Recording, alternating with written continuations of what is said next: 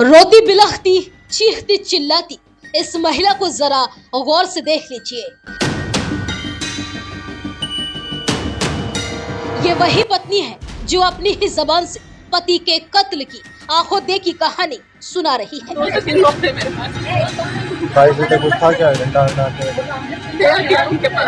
मारा कैसे? इनको मारा ये नहीं पता, उधर मेरे को मार दिया तो उसके बाद इधर मारा। कि कैसे बदमाशों ने उसकी आंखों के सामने ही उसके पति को बड़ी बेदर्दी से मौत के घाट उतार दिया। पहली नजर में इस महिला की बातें सुनकर किसी का भी दिल पिघल जाएगा, आंखें नम हो जाएंगी और इस महिला पर तरस आने लगेगा। लेकिन ठहरिए, जैसे इस महिला की असली कहानी सामने आई हर कोई सन्न रह गया। जिस दर्द को वो चीख चीख कर दिखा रही थी वो महज एक मखौटा निकला और उस मासूम चेहरे के पीछे छिपा था एक खौफनाक सच। ऐसा सच जिसे सुनकर लोग दांतों तले उंगली दबाने को मजबूर हो गए और हर कोई यही कह उठा कि ये तो ऑस्कर लेवल की एक्टिंग निकली। मामला मध्य प्रदेश के धार जिले से सामने आया है। ये मामला जितना सनसनीखेज है उतना ही चौंका देने वाला है। यहाँ एक पत्नी ने पहले तो अपने पति की हत्या की प्लानिंग की और फिर उसी हत्या को छिपाने के लिए ऐसा नाटक रचा कि शुरुआती दौर में हर किसी को उस पर भरोसा हो गया। रो रो कर उसने ऐसी कहानी सुनाई कि लगा जैसे वह खुद किसी भयावह हादसे का शिकार हो। लेकिन जैसे जैसे पुलिस ने परते दर परते खोली, सच्चाई बिल्कुल उलट निकली और वही पत्नी इस पूरे हत्याकांड की मास्टरमाइंड निकली। यह पूरा मामला धार जिले के गोंदीखेड़ा चौराड़ गांव का है, जहां देव कृष्ण रोहित की हत्या ने इलाके में सनसनी फैला दी थी। शुरुआती जानकारी के मुताबिक रात के समय कुछ अज्ञात बदमाश घर में घुसे और देव कृष्ण पर धारदार हथियार से हमला किया और उसकी पत्नी को बंधक बनाकर लूटपाट की वारदात को अंजाम दिया। घटना के बाद प्रियंका का रो रो कर दिया गया बयान पूरे गांव में चर्चा का विषय बन गया था। वो बार बार यही कह रही थी कि बदमाश अचानक घर में आ गए और उन्होंने पति पर हमला किया और उसके हाथ पैर बांधकर उसे एक कमरे में बंद कर दिया। उसके आंसू, उसकी घबराहट और उसकी टूटी हुई आवाज, सब कुछ इतना ज्यादा वास्तविक लग रहा था कि किसी को उस पर शक नहीं हुआ। लेकिन पुलिस की नजरों से ये कहानी ज्यादा देर तक नहीं बच सकी। मामले की जांच की जिम्मेदारी संभाल रहे अधिकारियों ने जब घटना स्थल का बारीकी से निरीक्षण किया तो ऐसी कैसी बातें सामने आई जो इस कहानी से मेल नहीं खा रही थी। ना तो जबरन घुसने के स्पष्ट निशान थे और न ही लूट के ऐसे प्रमाण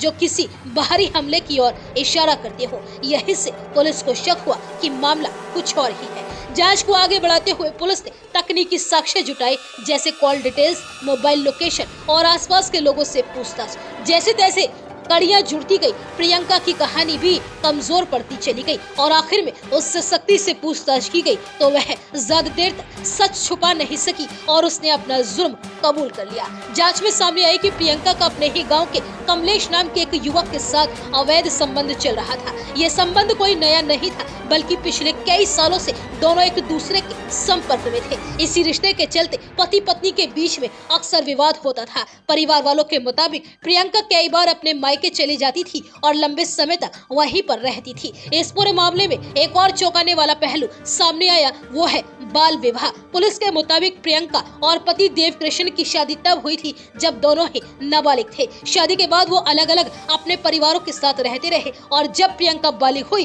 तो उसे पति के साथ रहने के लिए कहा गया तो वह इसके लिए बिल्कुल तैयार नहीं थी।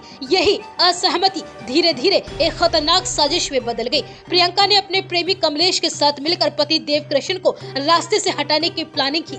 प्लानिंग इतनी ज्यादा जोरदार थी कि इसे एक लूट की वारदात का रूप देने की कोशिश की गई। कमलेश ने अपने एक साथी सुरेंद्र को इस पूरे हत्या को अंजाम देने के लिए करीब 1 लाख रुपए की सुपारी दी और फिर घटना वाली रात सब कुछ उसी प्लान के मुताबिक हुआ। सुरेंद्र घर में दाखिल हुआ और सोते हुए देव कृष्ण पर धारदार हथियार से हमला कर दिया। हत्या के बाद प्रियंका के हाथ पैर बांध दिए गए ताकि यह दिखाया जा सके कि वह भी इस वारदात की शिकार हुई है। इसके बाद कुछ समय बीतने पर उसे चिल्लाने के लिए कहा गया, जिससे आसपास के लोग इकट्ठा हो जाए और कहानी को असली रूप दिया जा सके। प्रियंका ने भी वही किया। कुछ देर बाद उसने शोर मचाया, रोना धोना शुरू किया और फिर वही कहानी दोहराई जो पहले से तय की गई थी।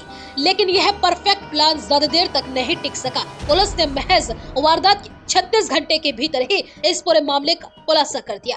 इस पूरे मामले में मयंक अवस्थी के नेतृत्व में टीम ने न सिर्फ प्रियंका और कमलेश को गिरफ्तार किया बल्कि लूट का सामान भी बरामद कर लिया। और हैरानी की बात ये रही कि वह सामान खुद प्रियंका के घर से ही मिला। फिलहाल इस मामले में तीसरे आरोपी सुरेंद्र की तलाश जारी है, जिसे इस हत्या को अंजाम देने के लिए सुपारी दी गई थी। वहीं इस खुलासे के बाद मृतक के परिवार में गुस्सा और दुख दोनों साफ दिखाई दे रहा है। देव कृष्ण की मां और बहन ने बहू प्रियंका पर गंभीर आरोप लगाए हैं। उनका कहना है कि प्रियंका का व्यवहार शुरू से ठीक नहीं था और वह अक्सर विवाद किया करती थी और अपने पति को अपमानित करती थी। मृतक की बहन ने बताया कि भाभी प्रियंका अक्सर भाई से कहती थी कि तुम काले हो और तुम मुझे डिजर्व नहीं करते, तुम मेरे लायक ही नहीं हो। परिवार का यह भी आरोप है कि प्रियंका का कमलेश के साथ संबंध 2020 से चल रहा था और गाँव में भी इस बात की चर्चा थी। कई बार कमलेश गाँव आता था और आसपास मंडराता दिखाई दिया करता था। फिलहाल इस पूरे खुलासे के बाद गांव में हर कोई हैरान है और हर कोई ये सोचने पर मजबूर है कि क्या कोई पत्नी भी ये ऐसी हरकत